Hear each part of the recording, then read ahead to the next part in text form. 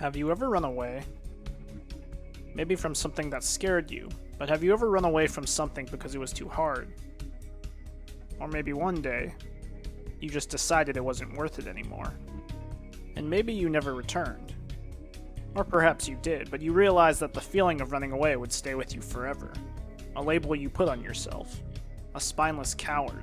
Someone without willpower.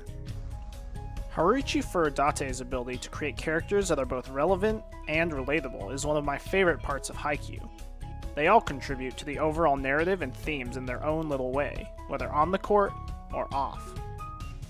There are so many characters I want to eventually talk about, both minor and major, but today's character is, in my opinion, the most overlooked person on Karasuno to make an important change.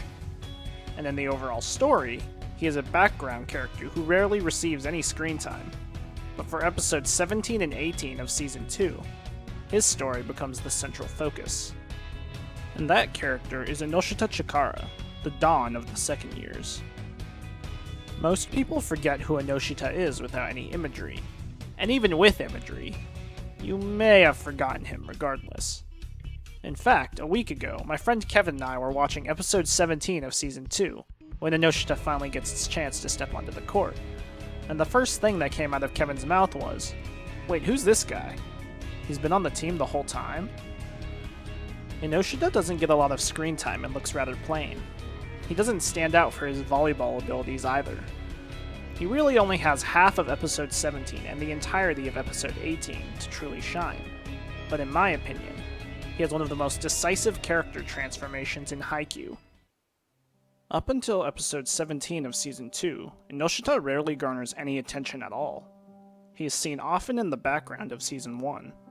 He plays in their practice match against Alba Josai, but goes almost completely unnoticed. Ennoshita has a brief moment in episode 11 of Season 1 where he explains a bit about his volleyball pass to Kageyama and Hinata, but he is almost always seen on the bench cheering the team on. And he later explains why Sugawara's personality and style are crucial to his uplifting effect on the team. Ennoshita is sometimes used in comical bits, able to handle the ever-confrontational and bombastic Nishinoya and Tanaka as their handler. But then, Daichi goes down in Karasuno's match against Wakunan.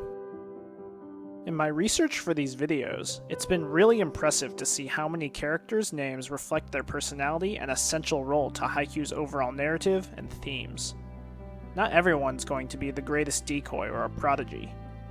Some characters are just normal, for lack of a better word. But it is that normality that allows Ennoshita to have one of the most overlooked transformations in Haikyuu. Taken from the meanings of the literal kanji, his first name, Chikara, means power or strength, while his last name, Ennoshita, means out of sight or in the background. And he represents those meanings in his role. He is a pillar of strength that is almost always in the background. In fact, one of Furudate's notes on Ennoshita in Haikyuu's guidebook was that he was given this particular name with the image of succeeding greatly into the future. And what's more, a particular expression in Japanese, Ennoshita no Chikara mochi, refers to a person who does a thankless task or works without expecting credit. An unsung hero. And though he only has episodes 17 and 18 of Season 2 to shine, Ennoshita embodies the meaning of his name and the phrase that he is based off of. When Ennoshita enters the match for the injured Daichi, he feels very out of place. He doesn't know what it's like to be on the court, causing him to struggle with bouts of self-doubt. But despite that, he quickly falls into his role as the Dawn of the second years. I thought that particular translation was interesting, so I looked it up. I'm not sure it's necessarily accurate or what Furudate intended, but Dawn is an honorific used in Spain, Italy, and Portugal, roughly translating to Lord. When the second years are returning home one evening, they discuss who the next captain will be after Daichi. Nishinoya says Ennoshita is a strong candidate, but Ennoshita dismisses the notion. He feels he could never be the leader because he ran away. Unable to persevere through the harsh practices, he began to skip. And while he eventually came back after realizing he missed volleyball, he rationalized he would most likely never be free from the guilt and doubt that accompanied his decision to initially quit. It is for that reason that he, Narita, and Kinoshita call themselves the ungrateful second years. Perhaps that is why he defends Tadashi from Coach Ukai after Tadashi runs away during the Wakunan match. Ennoshita knows how Tadashi feels, down to his very core.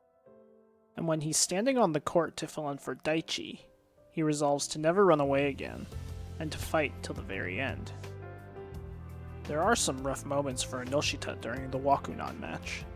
His self-doubt gnaws at him whenever he fails to fill Daichi's shoes, and the inner voice in his head reminds him of his mistakes, or worse yet, tells him half-truths that he believes to be full truths. But with the support of his teammates and his newfound resolve, he transforms into his own player. He earns the right to become Karasuno's next foundation after Daichi.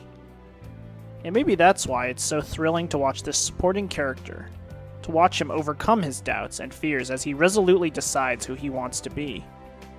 Still, a small moment I appreciate after the Wakunan match is when Ennoshita berates himself for his mistakes in the bathroom, but then closes out that self-doubt by noting that it felt like the first time he'd ever properly fought to the end, and that he can't dwell on his mistakes anymore. He can only prepare for Karasuno's next opponent. Ennoshita may be a supporting character in Haikyuu, yet he is easily one of the most relatable characters of all. Everyone has run away from something. And it's true, you may have made a mistake like Ennoshita, and you may have run away from confronting something that is hard or challenging. But you can still move beyond that failure. You can still change.